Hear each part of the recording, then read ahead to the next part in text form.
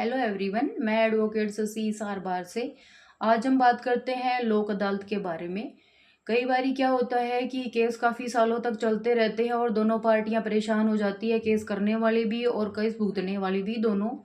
तो इसके अंदर क्या होता है कि वो ये चाहते हैं कि अब हमारा कैसे ही करके समझौता हो जाए। तो इसके अंदर हमारे जो देश के अंदर है वो लोक अदालत का सिस्टम रखा गया है, क्योंकि काफ़ी सारी मात्रा में केस हो जाते हैं, काफ़ी सारे केसेज होते हैं जिसके अंदर कोर्टों में बर्डन होता है। और उसी बर्डन को कम करने के लिए कॉम्प्रोमाइज़ के ऊपर है जो लोक अदालत का प्रयोग किया गया है। ये साल में 2 4 6 लोक अदालतें होती है जिसके अंदर दोनों पार्टियां अपना कॉम्प्रोमाइज़ करती है। और अगर कोई आपके ऊपर भी ऐसे केस होते हैं और अगर आप उसमें कॉम्प्रोमाइज़ करना चाहते हैं तो आप मजिस्ट्रेट के सामने ये बोल सकते हैं कि हमारा जो केस है वो लोक अदालत में रख दिया जाए।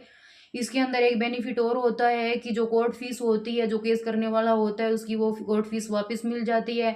और जिसके ऊपर केस लगा होता है उसके ऊपर कोई चार्ज लगे होते हैं तो वो चार्ज है वो खत्म हो जाते हैं।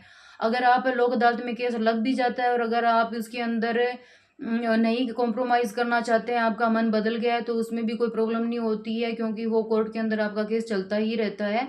और ये इसके अंदर सिविल केस भी आते हैं, चेक के बाउंस के केस भी आते हैं, बैंक के केस भी आते हैं। और इसके अंदर बहुत सारे ऐसे केसेस होते हैं। और इसमें फैमिली कोर्ट के भी केसेस आते हैं जो कि कॉम्प्रोमाइज़ के हिसाब से हो जाते हैं, जिसमें कि मेंटेनेंस का केस होता है।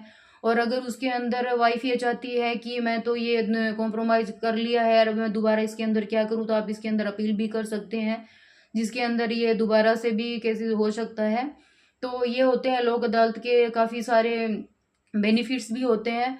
तो अब अगर आपको किसी को ऐसे लगे कि मेरा ये काफ़ी सालों से केस चल रहा है, इसका मैं किस तरीके से मतलब ख़त्म करूँ, मेरा टाइम बर्बाद हो रहा है, मेरा पैसा बर्बाद हो रहा है, तो आप लोक अदालत का जो है बेनिफिट उठा सकते हैं। Thank you for